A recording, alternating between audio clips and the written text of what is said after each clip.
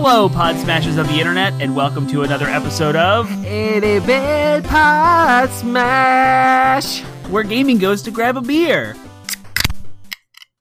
Oh, it's bubbling. We are your hosts. Penguin and Termite. I am Penguin. I am Termite, and we are a weekly video game podcast smashing together ideas that you care about with video games. That's right. And tonight we are, if you picked up on the tune I was going for, hinted at possibly, we are talking about Gravity. Yes, I was ripping off of Stephen Sondheim's Defying Gravity song from the musical Wicked. That's what I was going for. It probably sounds nothing like it because I can't sing. You nailed it. That's exactly what it sounds like. I cannot hit the same notes that Idina Menzel hits in that musical. All right, enough musical theater flexing. Yeah, we're talking about Gravity. We were talking about how Gravity is included and simulated in video games. And more specifically, we're going to be talking a lot about the idea of fall damage. It is either your favorite thing in video games or not your favorite thing in video games. The bane of my existence. Or something in between. Yeah, yep. Exactly. So a little bit different today. We have video being recorded now. Our podcasting software that we use to record our podcast remotely just had a massive update between the last time we recorded and now. And everything's different. So it's very different. So hopefully there are no major snafus. By the time it gets to your ears, it should have been lovingly taken care of.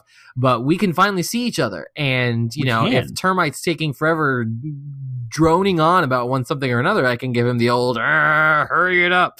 Like I used to be able to do in person. I can also see his smiling face. And he can flick me off like we used to do in person and all that good stuff. I'm kidding. He doesn't used to do that. Although he's doing it to me right now. Yeah, I can't pass up an opportunity like that. So I totally just handed you the rope with which to hang myself. So yeah, we're kind of having fun with that. We're playing around. Speaking of Gravity, the video. So yes, Gravity. So yeah, we'll be talking more about Gravity and fall damage in the podcast. But in the meantime, we are where gaming goes to grab a beer. So what are you drinking tonight? I, again, have more stories surrounding beer in my adventurous adventures. That's a word that's not redundant. I was traveling for work yet again, and this time I happened to pass through Northern Virginia on the way to Washington, D.C., and on my way home, I stopped by Aslan Beer Company, which is quickly becoming my second favorite, if not in contention for favorite brewery of all time, which right now is Dogfish Head, but it could quickly overtake. Everything Aslan makes is absolutely incredible across all styles. And that's what that signifies a good brewery. Can they make the complicated stuff, or is it gimmicky?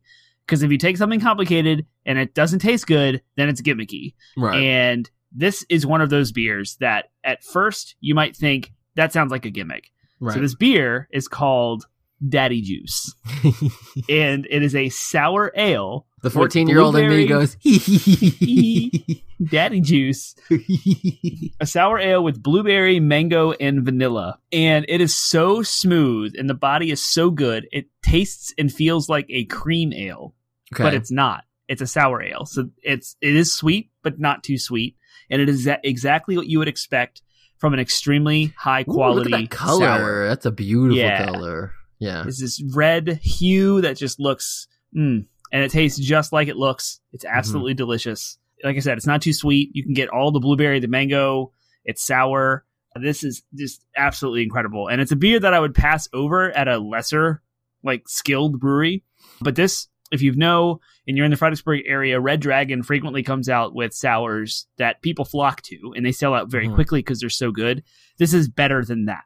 This is a solid sour. It is absolutely incredible. So if you're in Northern Virginia and you want to go to Aslan, they have 2 locations in Herndon and Alexandria. Go get Daddy Juice. For those who can't get over the name, just keep in mind, Daddy Juice is a common way of saying this is a drink that you can't have, child. If you are a father, trying to come up with some explanation for why your child cannot drink the alcohol that you're consuming. Daddy Juice is a common. This is Daddy's juice. This is juice for Daddy. Very common. Yep. I've said stuff along those lines. Although my kid seems to think that anything I drink is coffee, which he also can't drink. But I was drinking a stout in front of him a few weeks ago, and the entire time he was going, Dada coffee, and I'm like, okay, whatever. I'm not going to try to correct you on this because you're 2.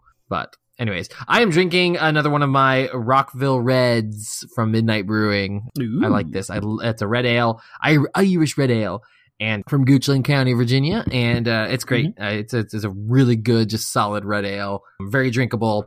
got that crisp malty taste, but not as dry as I expected it to be. It's a little bit more sweet than I expected it to be, which is good.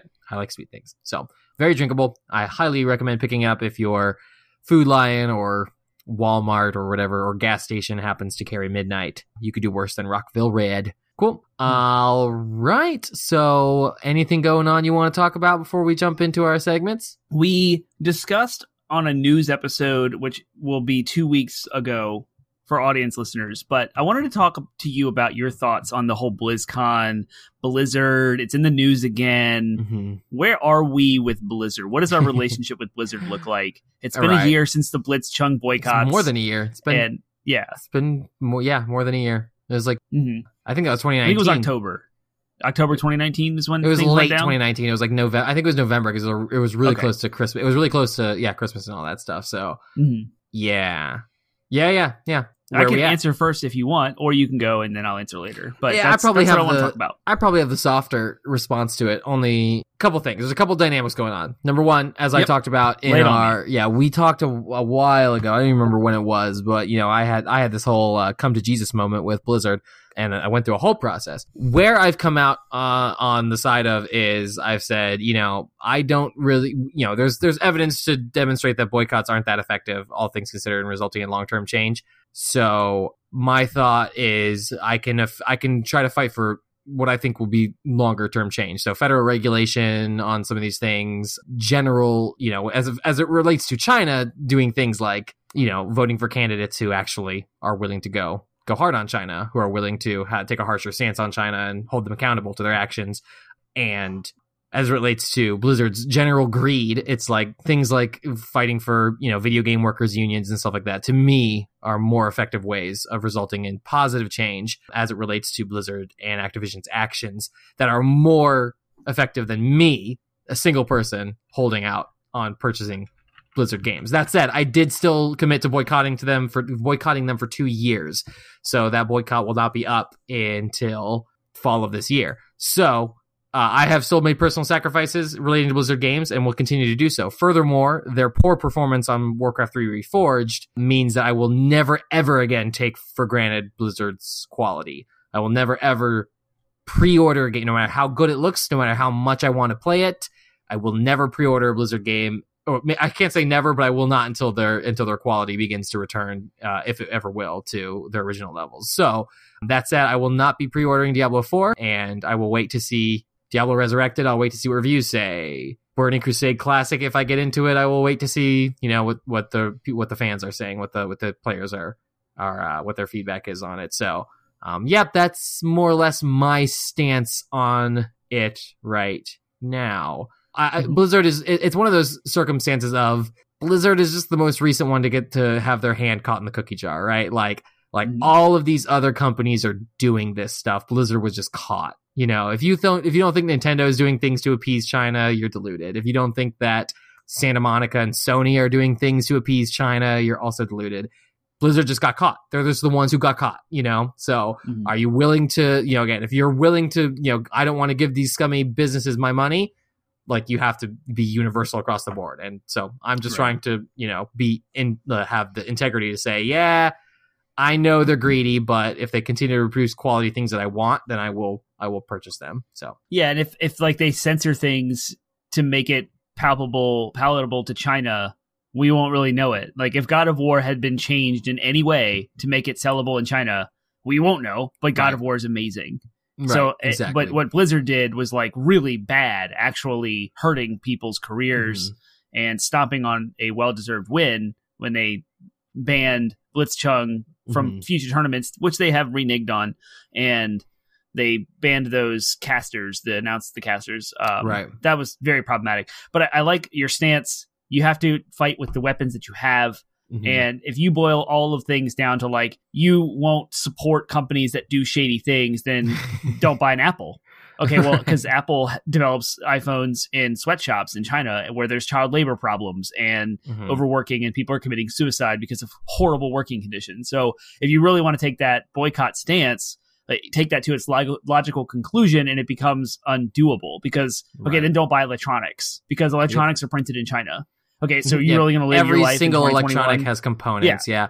You have to pick and choose your battles, because if you do that, if you try to do, and there's always the unintended consequences thing, right? Like you could go fully vegan or whatever. I'm picking on vegans, but like people have pointed out how there are problems with like over farming and stuff like that happens in order to sustain like vegan lifestyles. Like there's all this, the law of unintended consequences say you're bound to, if you try to do that, you're bound to stumble to something. So like take a breath, take stock and try to figure, I think the most important thing you can do in circumstances like this is try to figure out how you can make the most change with the tools you have available to you. And yeah, so it this gets case lost. I've decided. Like, what can we actually do? Like, what can gamers do? I think not pre-ordering stuff, not buying into the hype, holding Blizzard at an arm's length as far as buy-in.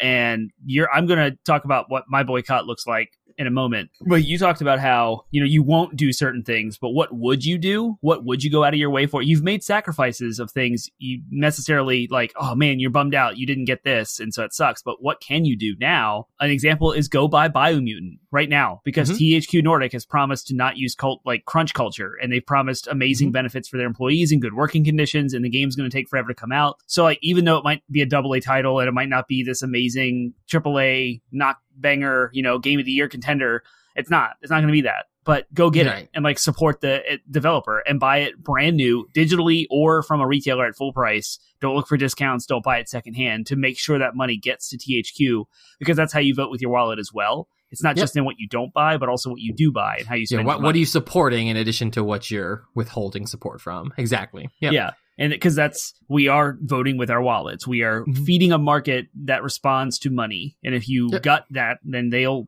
change to cater to money, because that's what they need to survive. So where I am with my boycott, positive reinforcement is, I'm just really just to finally put a tag on that. Positive reinforcement is always, you will make more of a difference. Your $60 to THQ Nordic will make more of a difference than your $60 withheld from Blizzard, because there's tons of people out there who don't care and are just going to buy Blizzard products because they want to, because they buy into it. That's, so Blizzard's going to continue to make money no matter what. However, a developer like Experiment 101, I think, is the developer. Like they have more to benefit for making these good choices, I think. So, okay, sorry, go ahead. What's your boycott look like? My boycott looks like, for now, I'm still boycotting Blizzard, and I'm not going to give them any money. So I will not fire up a WoW subscription. I will not give them directly any cash. However, I am kind of interested in this Diablo 2 Resurrection, and they've announced that it's coming out for consoles, and Diablo 4, I think, is also confirmed for consoles. Yeah. And I have this now. I have a 4K situation with new next-gen consoles, PS5, Xbox Series X, and I want to leverage those. I don't want to upgrade my computer to make them match the performance.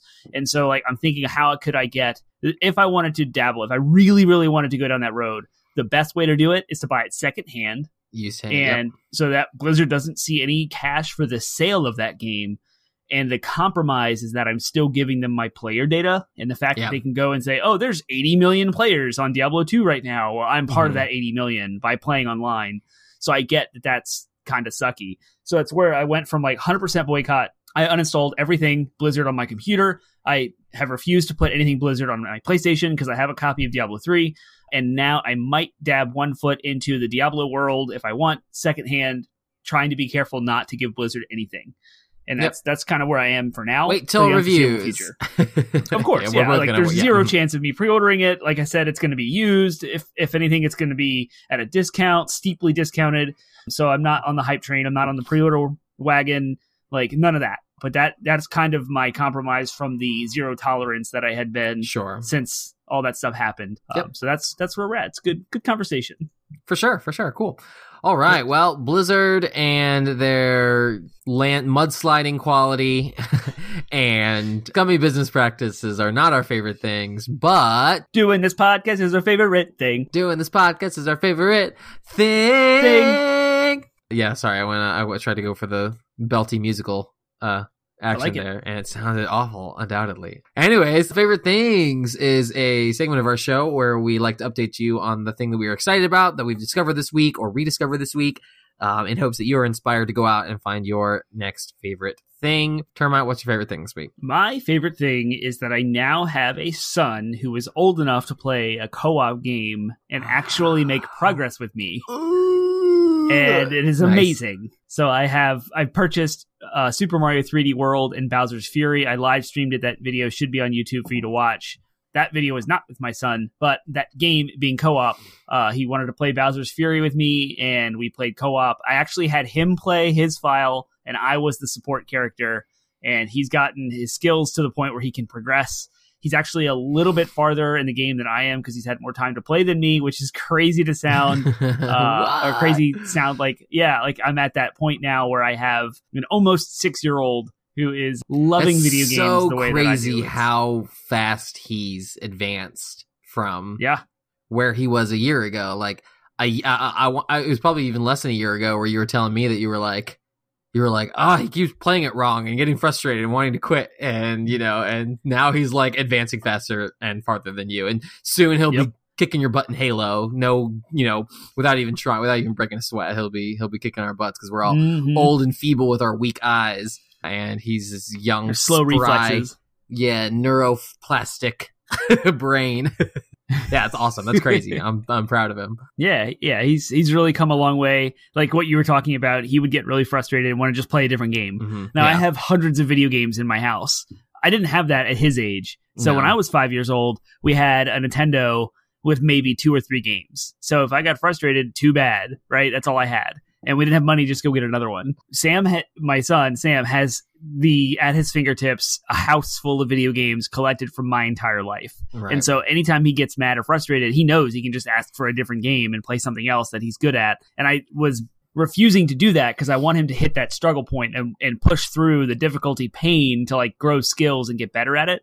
But at the same time, I have to figure out the balance of like, am I being ridiculous or... Sure. Pushing him in a good way. It's a game with a difficulty curve that you need to push through and get good at. Bloodborne. Nope, I'm good. You got to. You just said you Anybody got time for that? Nah, I'm an adult. I'm 34 years old with no time to play video games. I don't have time to die over and over again. Don't give your son grief. I know, but he's got more time than I do, and he's young. He needs to learn. Then he can get to the point of nirvana where you can choose and pick and choose your battles and places to make a stand. So I'm gonna get your son to beat Bloodborne. That's and he'll do it before I will. Yeah, sure. The last note I'll make about all of this before I move on from my favorite thing is that game, Super Mario 3D World, came out 8 years ago on the Wii U. So Sam, my son, who's 5, is playing a game that came out 8 years ago. Before, 3 years before he was born, and put yourself in that same situation. When I was 5 years old, 8 years prior to that was 1983. That was before the NES even came out. Right. So when I was my son's age, no one could look at me and say, oh, I played this remake from 8 years ago. Because it would have been like the Atari or some high, like, expensive arcade or something. You have undoubtedly I just thought that was mind-blowing. And I was like, look at where we are in the video game industry and how new the video game industry is, like one generation back, and we can't even have the same conversation at the same age. Mm-hmm. Crazy. Anyway.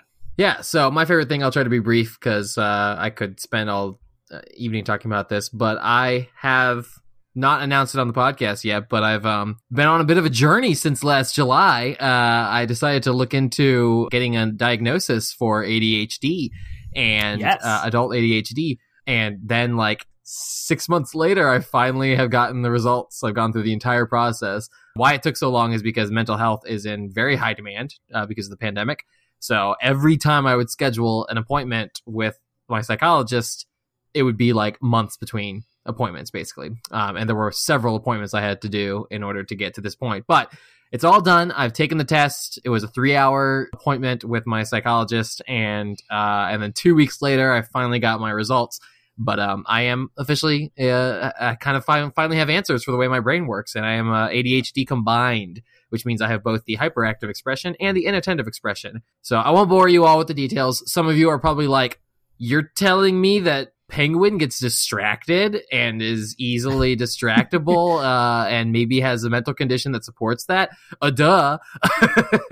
Some of our longtime listeners are... Rewind the clock to the Slightly Mighty conversation where we all talked about how awesome this beer was and it went in one ear and out the other, and then you finally cared, and then... Yes, many of our long-term listeners may be like, it's obvious that you have ADHD. And yes, that is fair.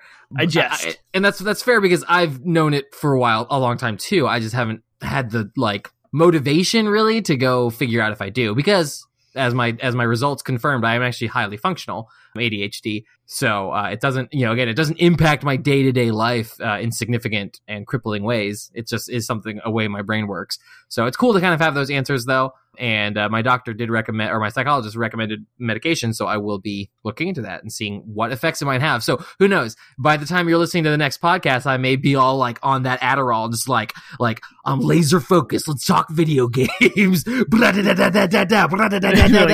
oh shoot, when did Penguin and Termite switch roles? So let me drop some numbers for you. I did all this research. So we'll see. But anyway, so that's just that's my favorite thing, only because I highly recommend if you are out there and you're like, why does my brain seem to work differently? No matter what the end diagnosis is, and maybe you don't have issues, maybe you can, or maybe that your condition can be treated easily with therapy instead of medication. But it's really worth just talking to a psychologist and figuring it out. Talking to a psychologist and getting tested. There's no shame in it. It's perfectly, it's normal. No, everybody's brains are different, and the world is structured for a very specific type of person.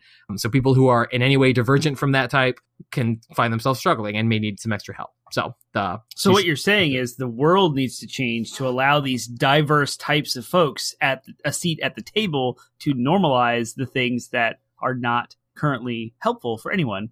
100%. Sounds like all of 2020 in a nutshell. Yeah, pretty much. Exactly. So cool. So yes, favorite things is over, which leads us to our last segment before our main topic, which is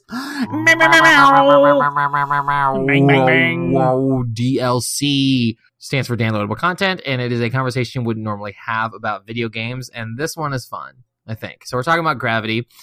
Gravity is, well, we'll talk more about what gravity actually is in reality in a little bit, but closely associated with gravity is the concept of weight. Weight only exists where there is a gravitational pull, and weight is subjective to the gravitational pull around it. Weight is not the same thing as mass either. So we're talking about the idea of weight, and I just want to ask the question. My DLC is very simple. It is, which video game has the heaviest, do you think has the heaviest bosses? Just like if you were to add it, like do you remember the episode of The Office where they were like all standing on the scale to get weighed because they're having the like weight loss thing? Like yes. If you could take all the bosses in all these different video games and have them do a weigh-in, who do you think would have the highest weight numbers? Man, that's hard. I think of a few. One would be Demise from Skyward Sword. You're like, was in a crater. That last boss fight was nuts. I don't know if you remember. Gruz was his name. The sport, and also there was they had all that game had all the like whatever you call them, the creepy things that came up out of those craters, out of the sword craters, the forgotten ones or whatever. Yeah, those are huge too. Those are pretty big ones. I'm gonna throw out there though. Yeah. I don't know which one. I don't know which single one, but I'm gonna say the early God of War games, not the most recent one though. They had the Titans. Yeah, it had the big old snake, but that wasn't a boss, and all the bosses you fight in that game are not actually that big. But the old God of War games, you had the Titans, and they were like, those games were praised for the scale of their bosses, right? Like the game was, was the whole thing that that game did, was just these massive boss fights. So I'm gonna throw that one out there as a contender. Man, now you're making me think of like Shadow of Colossus. Oh man, that might be it too, because those bosses were also huge. Yeah. I would say it would be a toss-up between God of War and Shadow. Yeah, that's pretty heavy. Maybe Dr. Robotnik, the last boss in Sonic 2, he was in this massive robot, and depending on the heaviness of the metal, maybe he could, because Sonic, it was way towered over Sonic, so if you look at the scale, he could be super, super heavy. There was a boss, Bayonetta 1, there was a boss fight where the entire boss fight took place in a sphere, and you're on the inside of the sphere, and basically looking up at the boss the entire fight. I remember the boss was massive, nuts. But it was just one boss, and I don't think it was like, I don't think if you could combine, like if you could combine the weight, I still think it would be outweighed by Shadow of the Colossus or God of War. Do you think any of those Titans or Shadows of Colossus that were walking on Earth are as big as the moon? Because Majora's Mask has it beat. Well, so but the actual boss you fight is just the Majora inside the moon. The moon is just the setting. It's the level. It's not the boss itself. But I get what I can definitely, how heavy is the Termina moon in relation to, because it's not just the moon. Yeah, sure. The moon on Earth is a very heavy thing. How heavy is the moon in Termina? Yeah. I don't know. But But no, that's a good contender there as well. Well, cool. Well, then that's a good place to wrap up our DLC there then. So if you have thoughts as to what game has just big, thick, heavy bosses that would just should crush the protagonists, then we want to hear what those are. So you can listen to Termite, who will tell you where you can share those thoughts and ideas with us if you have. You have go to to spiel rehearsed. Podsmash.com. That's it's our landing website with links to all of our podcasting platforms and all of our social media outlets. You can find links to Facebook, Instagram, Twitter, and Reddit, and as well as Spotify, Stitcher, iHeartRadio, Google Play, Apple Podcasts. We're on all of those platforms. If you want to give us feedback, interact with us on social media, tag us, add us. You can also find links to our Discord server. It's in every one of our show notes, and you can jump right in and have a live conversation. You can also interact with us on twitch.tv/80bitpodsmash every Monday and Wednesday evenings at 8 p.m. Eastern. Monday for a news show that we run you through the weekly news, and Wednesday evening for a weekly video game live stream. Between the two of us, we alternate weeks streaming various games that we're digging, and you can jump into our chat and interact with us in our communities.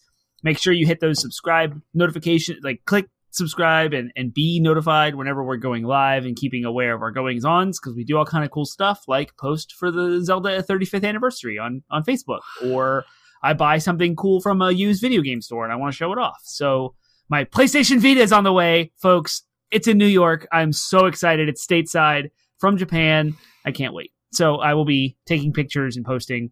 Make sure you subscribe so that you get that kind of stuff. Yeah, that Zelda post was a true collaboration between the two of us, because you said you wanted to do a post, and you were like, if I want you to draft up the statement, because if I do it, it's just going to be a bunch of facts and numbers.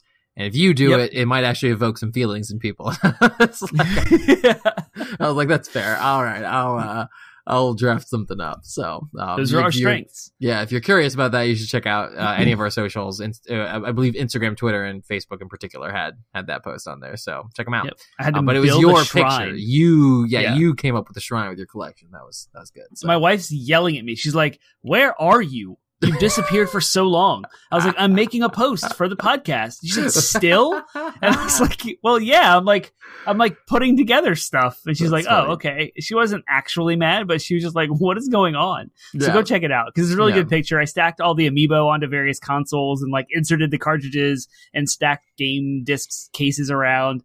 It's about half of my entire Zelda collection. I couldn't fit everything into one picture, but it was good. I enjoyed it. I think the end result was worth it. All right, cool. So, yep, that's all that. We can start talking about gravity then. So, I will try not to nerd out, but I really want to drop some gravity facts here, because I think gravity may be the single thing I'm most interested in all of physics, just because it's weird. It's cool. All right, so what is gravity? Gravity is the force that is exerted on objects by larger objects that pulls them into it. It is why we are here.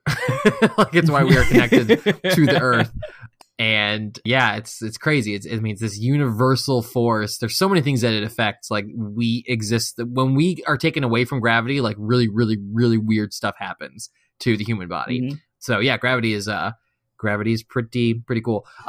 Some things I want to talk about with gravity real quick is gravity is the outlier in the physical forces. All the other forces make sense in relation to one another. In regards to the four primary forces are gravity, electromagnetism, and then the two nuclear forces, the strong and weak nuclear force. And those latter three, they all make sense with physics and are very, how they bond things together. Gravity is the only outlier. It doesn't make sense. It makes sense on a macro level, but when you start getting smaller and smaller, it doesn't make sense. And in gravity, for as strong and powerful as gravity is, for as much as gravity moves things in the cosmos, it is the weakest of all those forces. And that is exemplified by the fact that if you take a magnet and hold it over another magnet, something that is magnetized to, it'll lift it, it'll counteract gravity. The nuclear forces, they bond atoms together, and they're obviously they counteract gravity constantly, or else you wouldn't have a body that could stand upright. Mm-hmm. So yeah, it's an interesting thing. So yeah, gravity can affect time in interesting ways as well. So the higher the gravitational pull or gravitational source is, which is controlled by mass, right? The more mass an object has, the stronger the gravity, which is black holes are have tons of mass all condensed into a teeny tiny point. And so Earth's gravity in relation to the sun's gravity, in relation to the moon's gravity, in relation to your gravity, the gravity you have, is all due to the amount of mass an object has. Anyways, but the more mass it has, the more gravity has, the faster time actually goes in that. Or is it faster or slower? I don't remember. Anyways, time is affected. Like the way time passes on Jupiter is different from the way time passes on Earth because of the gravity. So yeah, cool, interesting little tidbits, but I think gravity is fascinating. But it is a force of nature that is universal, and we all experience it constantly, and we can't exist without it, pretty much. Mm-hmm. How is simulated gravity factor in that? With that in mind, how does gravity factor into video game simulation? Like what role does gravity play when people are designing video games at any level of realism? If gravity is one of those things that we just take for granted, it's so normal that we don't actually think about gravity on a daily basis unless we like open up a topic of discussion specifically about it. Yeah. It never interrupts our day. It's totally normal. Well, the same thing goes with video games. We just play a game and it like works. Like you fire up Donkey Kong or Mario or Space Invaders and you play it and you're more focused on score and action and concepts. Think about gravity with games. If you don't have gravity in video games, you kind of don't have a game, period. Yep. Gravity is fundamental, but it has to be programmed. You don't get it for free. It doesn't just exist. We get it. Yeah. We get it for free. You go walk, you fall off a chair, like you stand up, like you have weight. Like we don't have to think about it, but developers actually have to program gravity into every single piece of software for it to, like video game software, for it to look and feel natural or to even have a gameplay mechanic. Like think about the fact that like gravity determines our concept of up and down, and therefore left and right. Like our sense of direction is determined by gravity because we as humans need to be able to pick up a pattern. And one of those universal patterns that we all exist in is there's always a down. The down is the ground beneath our feet. But if you go into space, one of the things that astronauts talk about all the time is like when they're in a zero-G environment, they don't know how to orient themselves. What's up, what's down, what's left, what's right, what's east, what's west, what's north. None of those things there's no way to orient. You have to orient yourself based on like, it's towards the sun or away from the sun. You know what I mean? That's the only way you have to orient yourself, or towards or if you're close enough to an object, towards the object or away from it. But yeah, like there's no sense of direction without it. So that idea, like you said, has to be programmed into games. It doesn't just come for free. Like they have to program what's forward, left, right, back. And you see it in the difference between a first-person shooter and a space, like Star Fox, like flight simulator. How do you orient the character to, or how do you orient the camera to determine left, right, up, down based on like the environment? You have to think about that. It's a universal, or it's something that they have to program if they want the game to be true to the human experience. Yeah. Cool. Awesome. So cool. So with that in mind, then, so gravity's a thing. Like you said, gravity has to be programmed into it. What then is fall damage? Fall damage is something constantly talked about in video games, depending on whether it's there or not, I suppose. But what is fall damage, and what kind of games have it, and why do some games have it and some don't? One tiny little wedge of the pie that gravity affects video games in this way is fall damage. But it's there's a myriad of ways. It's a big piece of pie.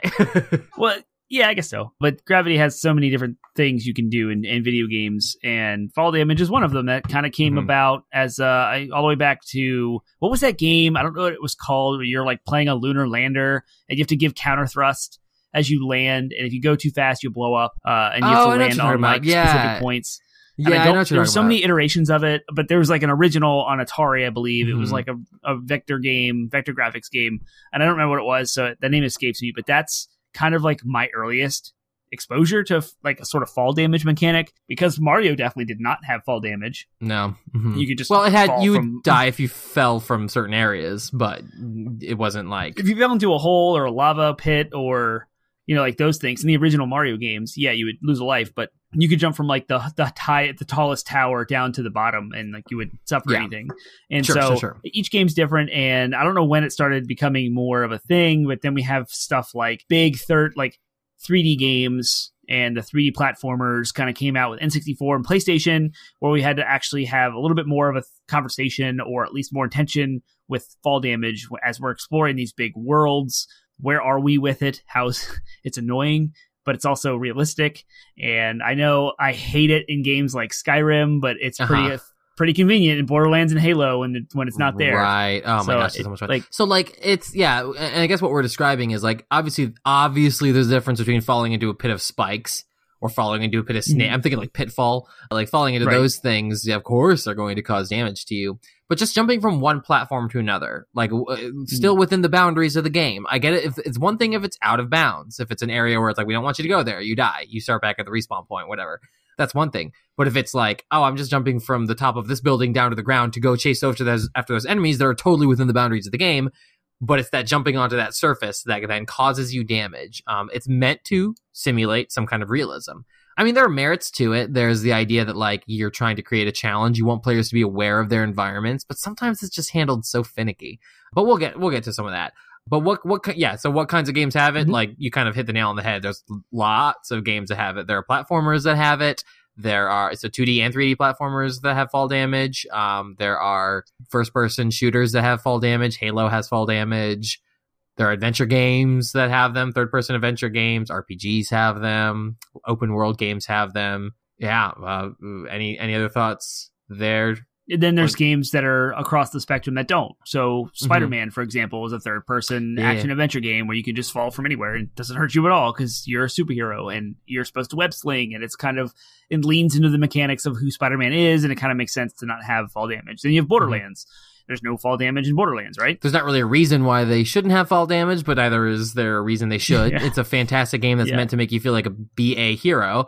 Like, yeah, so again, that kind of answers that second question. Why do some games have it and some don't? Like, if the game's trying to make you feel like this awesome hero who can do anything, and furthermore, if the game has plenty of challenges already, plenty of other things they want you to pay attention to, like, then yeah, there's not really a reason to necessarily include fall damage. Reasons to have it is if you're chasing realism. Like, I wouldn't want to play a game like The Last of Us where everything's very realistic. You have to bandage up every wound and you have to disguise, run through water to disguise your scent from dogs and stuff like that. Like, it's got all these realistic mechanics. If that game just didn't have fall damage, that wouldn't make sense. You know what I mean? Like, that would be like, okay, this is taking me out of it. If Ellie does a superhero jump from a 3-story building and lands, with the superhero landing, like, no, that doesn't make sense. But a game like Spider-Man, like you said, if it did have fall damage, you'd be like, I thought I was a web slinger. Like, I thought I was this elegant, lithe superhero, like, why would I have fall damage? So those are some thoughts. An interesting example of this is Doom Eternal. Doom Eternal exists in a world you're on Earth. You're kind of like in a realistic-ish environment, first-person shooter. But because the game is so focused on the high, intense, paced battle that keeps you in the action and keeps you going, running and gunning and shooting and blowing things up, fall damage would not work with that equation, and that's what they did. There's no fall damage in Doom Eternal. So in a game where you would think, oh, if I fall from this dizzying height of a skyscraper down to the bottom, I should take damage, but you don't. But if you look at it in the context of what they're trying to do with the gameplay, that's a perfect example of where it's like the Doom guy isn't a superhero. Maybe he is. He's like strong and he has a lot of grit and stuff, but it's a fantastical. Like, there's really no sense to it anyway. It's awesome. It's so much fun. And fall damage would stop you from having fun. And then you take a game like Skyrim, which is like kind of realistic, but also fantastical. And it's like this, you're slowly trudging along. You have things like weight and equipment limitations and real world hazards and kind of like survivor-ish traits to the game. Like, fall damage makes sense in that world because you don't want them to just blast through the world and sprinting over mountaintops and jumping down. You want to, and Breath of the Wild is another example of this as well, or you want to force the player to think more critically about the environment itself and how to navigate and go through the world and like move through. So as a developer, Breath of the Wild game is a designer, game where, I definitely am glad they have fall damage in Breath of the Wild. You can use fall damage and gravity as a tool to help guide and direct your game, like or even just create challenges, like make the player think like, oh, well, if I do this, I'm going to take fall damage, so I need to think through this. Maybe it's worth sacrificing and taking a little bit of fall damage. Maybe it's worth not. Yeah, so that's definitely a good thought there. I think of games like Halo though, where it's like that could go either way. Like, on the one hand, you're a Spartan. You're in a suit that's supposed to actually like absorb some of that force and recoil, and it has shields and stuff like that. Like, for all intents and purposes, you shouldn't really take fall damage as a Spartan, and yet you do. Here's the weird part about Halo. Halo 1, Halo Reach, and Halo 4 have fall damage. Halo 2 and 3 don't. They don't? Yeah. Yeah. How weird is that? It's I had to look it annoying. up. I had because I knew That's in my awesome. head. That's good. Yeah. But why did they do that? Well, in Halo 2, you have like this advanced suit, the Mark 6 or whatever it was called, and I remember like the captain making a statement like, "Oh, fall damage isn't really a thing." You didn't even have health in Halo 2; you just had a shield. Yeah. In Halo 1, you had health and a shield. So 2 and 3 they logically progress each other. That makes sense. Halo Reach, different direction, different developer, and then Halo 4, continuing 345 Studios' is like direction, but they changed their tone. So like Halo 1 was the base. It established you who you are, the world. Halo 2, you got an upgrade. Iterate on that to Halo 3 with Bungie, but promoting that same sort of combat dance when you're surrounded by enemies and influx and waves of you're trying to think tactically of how to defend against the Covenant and the Flood. The last thing you want to be thinking about, at least from the game design perspective, what their intention was, they don't want players thinking about the environment as far as fall damage, like jump down, take cover, run away, keep the battle pace going, and not be interrupted by that. 345 Studios took a different approach. Halo Reach, you're not really Master Chief anymore, so maybe there's fall damage with the weaker Spartans. I don't know. They write it in, they do that, but the tone and the feel of those Halos were different. And this is why I love the Halo example, because they felt different. Yeah. And fall damage was part of that equation of how it feels. For sure. And that's why it matters. And it is a huge difference in the way a game feels. Yep, cool. So, personal opinion, what's your preference? Do you prefer games with fall damage or realistic gravity? So, I guess this includes things like, with realistic gravity, it's that idea of like your character can't jump super high. They can't. The gravity is, I think of like the difference between like the gravity in Borderlands 2 versus Borderlands pre-sequel, where, that moon gravity, there's that light, airy. There's lots of games that have that light, floaty gravity. I think also, Smash Bros. Is a great example. Every character seems to have their own gravity or their own, like some characters are more floaty, some characters fall faster. So do you prefer realistic gravity? So that's kind of included in realistic gravity there. Or do you prefer, fanciful gravity, and then similarly with fall damage, you prefer with or without fall damage? My drive for trophies and maximizing my playtime experiences with very little time in life has made all fall damage extremely inconvenient, simply for the fact that I just want to go from point A to point B as fast as possible. And I felt really annoyed by games like Ghost of Tsushima, where I wanted to just jump down this mountain and keep going, or like Sea of Thieves, where I just want to carry this treasure down to my ship and just jump off this thing and not worry about dying. Because I don't have that much time to play, and I just want to finish this thing, and I don't want to have to navigate this maze of an environment to get down a mountain. Zelda circumvented that, like Breath of the Wild, by using the paraglider, so that was really nice. You could still...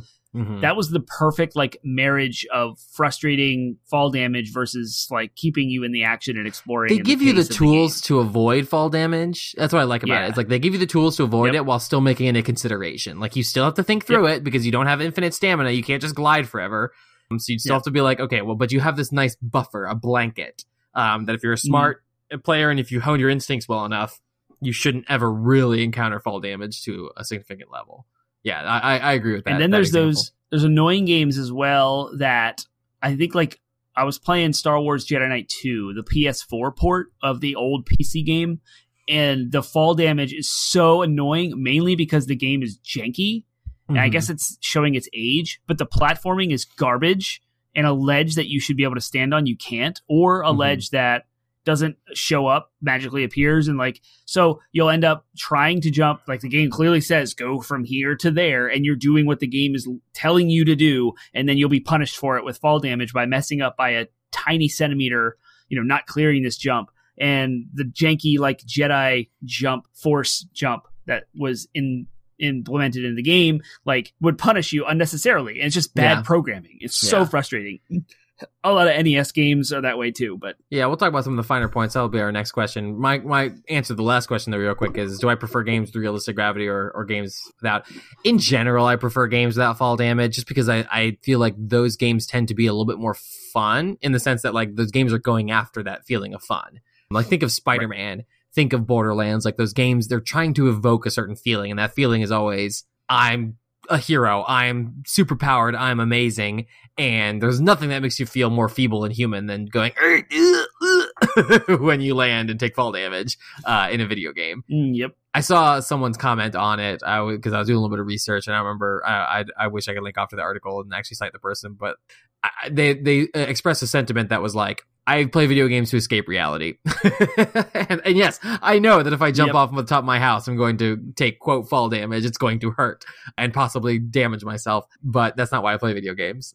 So why would I want to experience that? Then again, there are some games that I like that they included, but again, with the exception, the caveat of being like, I wouldn't want to play Breath of the Wild without fall damage because I think the fall damage adds an element to that, quote, environmental puzzling that game does well. Like that's part of the challenge is having to factor in fall damage into your calculations of how do I get from point A to point B, while still, like I said, having that buffer of the paraglider. And then, similarly, if there are games in like Last of Us where part of the experience is the realism, I don't want to be taken out of it by jumping off 2 stories and not taking fall damage. So that's those are kind of my caveats. But in general, I find games without it.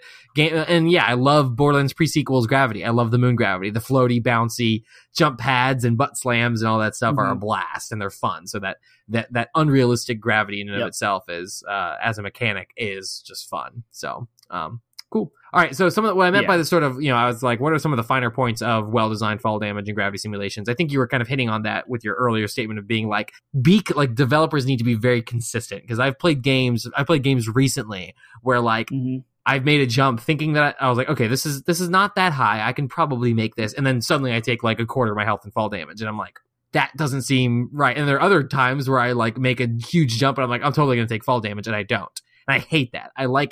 It needs to be very, and again, it doesn't necessarily, there doesn't have to be like a bar and a meter to indicate like every time I make a jump whether I'm going to take damage. Like I'm not asking for that, but I am asking for like consistency and like make it either very unforgiving or very forgiving because anything in between or any unclarity there it's hard to like describe, but it's definitely, I know that you have examples, like you've played games where you've been like that. I should have been able to make that jump without fall damage. And that happens all the time in a lot of games. More frustrating is stuff like a ladder. You need to climb down a ladder. I don't know if you go back to like Half-Life 1, right? Like those early first-person shooters. You try to climb down a ladder and you just miss because like it doesn't make sense, like Quake or whatever, and you just fall and you take damage. You're like, I was trying to climb down the ladder. I'm doing what the game needs me to do, and that's kind of where Jedi Fallen Order. I'm sorry, not Jedi Fallen Order. Jedi Knight 2, Jedi Outcast on the PlayStation. That frustration that I had with the jumps was like, I should be able to scale this cliff. Like I'm supposed to go up there. That's where the objective is. And I can't make it because the janky programming, and it allows so much room for error that it's punishing you for no reason. And I think that's frustrating. And with force jump in that game specifically, if you're going to use force jump to get higher height, you should not be punished then for just jumping. Because if you just jump and you land on any piece of ground that is slightly lower than where you started, you take fall damage. I mean, it doesn't make sense. You're a force user, like you're jumping. Anyway, there's a lot of room for error in that whole regard. I think we've gotten better in game design in general, but Days Gone has ladders, and sometimes the button prompt, you don't hit it at the right time and you just fall and you take damage. You're like, now I gotta wait another loading screen and like go through all of that. And same with like The Last of Us Part 2 and more like Ghost of Tsushima. Sometimes you're running and sprinting and you're just in the groove. You're just trying to get progress. You're just trying to get through stuff. And then like you miss that grapple, that R2 in Ghost of Tsushima where you can swing, and then like, whoops, well, I took fall damage and I'm all the way down here now and I have to circumvent the environment to go back to where I was. I remember with some of those shrines, that was very frustrating. So all of that around, fall damage is very annoying. I find Fallout and Skyrim extremely annoyed with fall damage because the environments are ridiculously huge, open world. It's so slow, and to get somewhere, I'm just trying to get there. I'm just trying to get to this spot. There's a mountain in my way. How do I get there? And you start following the path of the mountain to climb over it.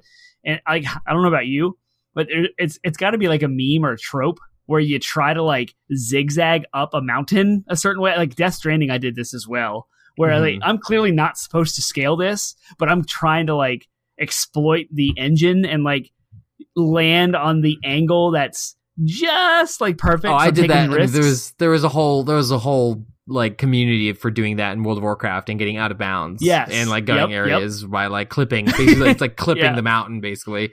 Yeah. No.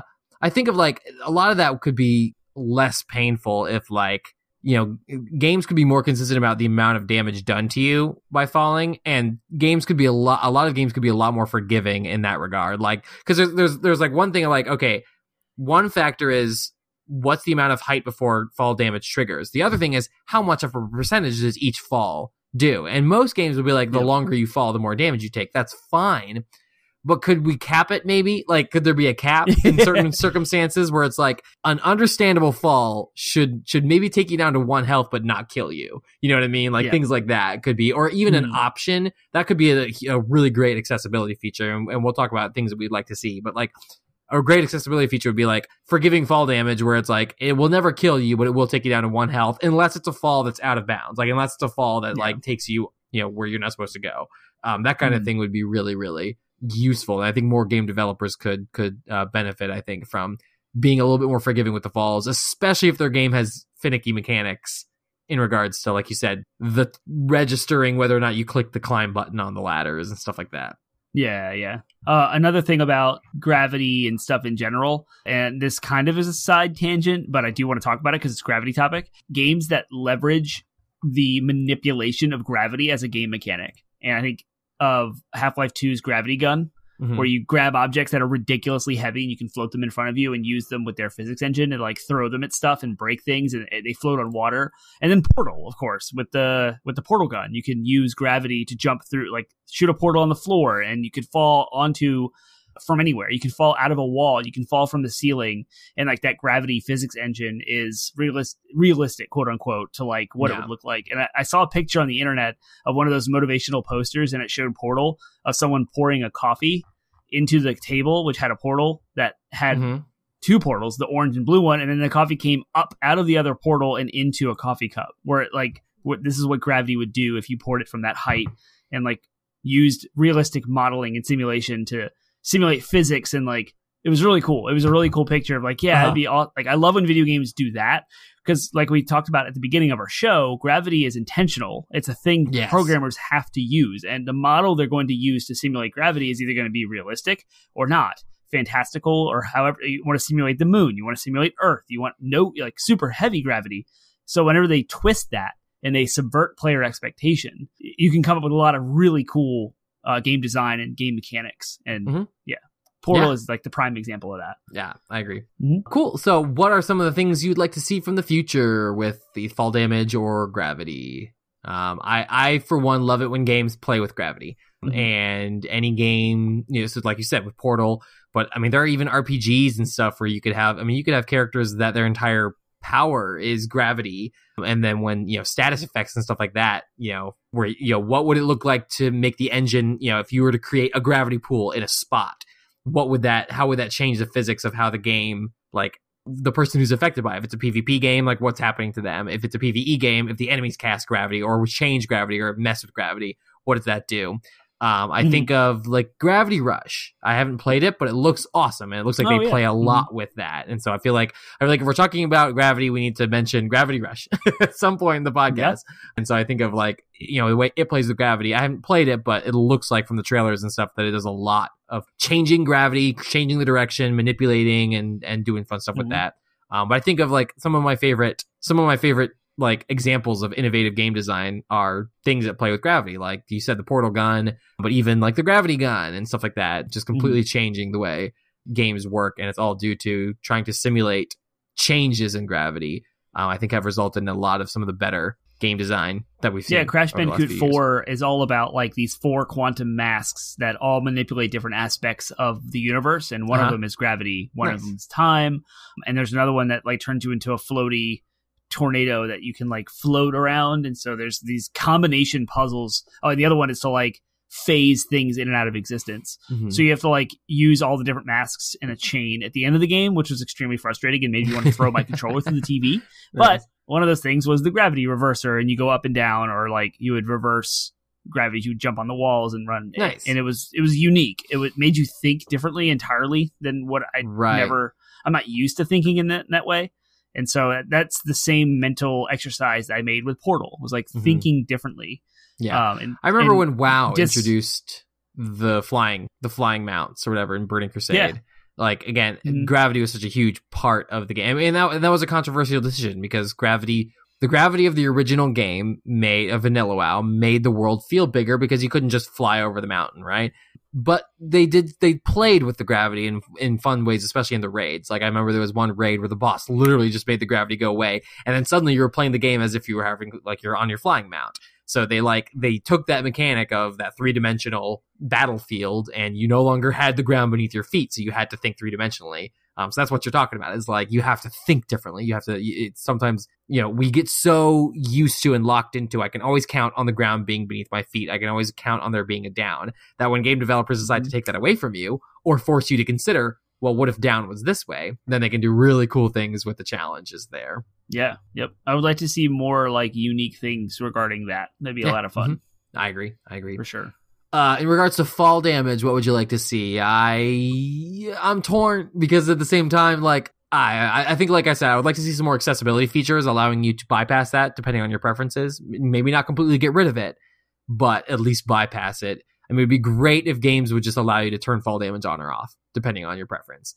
That would be really cool. In addition to that, if they're going to keep fall damage, I would like to see some interesting mechanics around that. Like again, we had the whole episode about like weapons and armor and equipment and cool effects and stuff like that we'd like to see in video game design.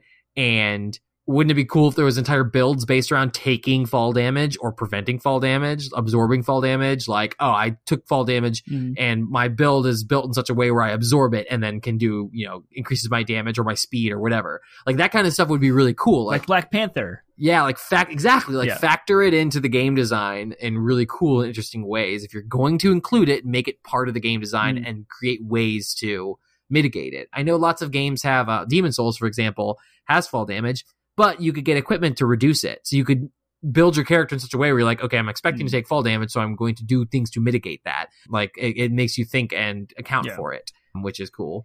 I think that's a cool direction for game developers to take. Like, okay, we've made it a part of the RPG. Like we've made it a stat that you can actually invest in to mitigate. So yeah, I'm there with you. I would love to see it all able to be turned off at all times.